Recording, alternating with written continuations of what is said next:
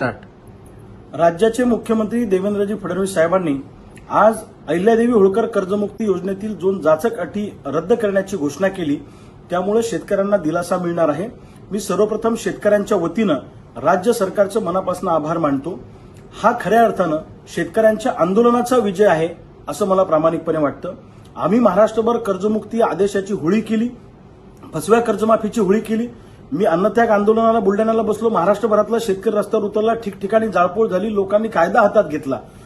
त्यानंतर गिरीश भाऊ महाजन त्या ठिकाणी सरकारच्या वतीनं आले आणि सरकारसोबत सकारात्मक चर्चा करून मार्ग काढू असं त्यांनी सांगितलं।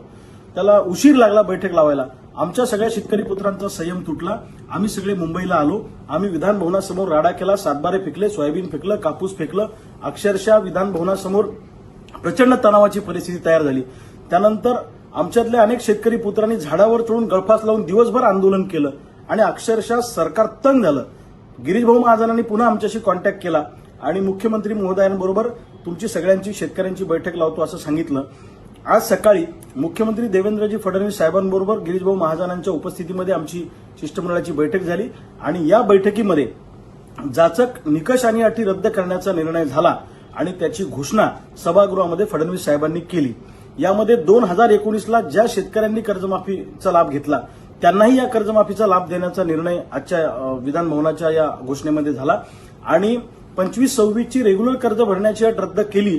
त्यामुळं या मागच्या 3 वर्षात कुठलेही 2 वर्ष रेग्युलर भरलेलं असलं तरी त्यांना प्रोत्साहनपर अनुदान मिळेल ही घोषणा केली।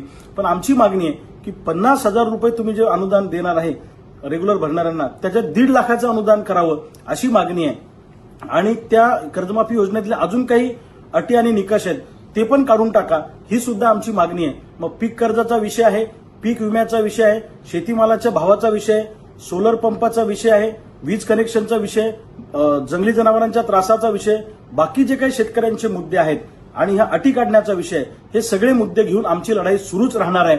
भावांनो, महाराष्ट्रातल्या शेतकऱ्यांना सांगतो, पुन्हा एकदा एकजूट व्हा आणि राहिलेल्या मागण्यांसाठी पुन्हा एकदा आंदोलन उभं करू।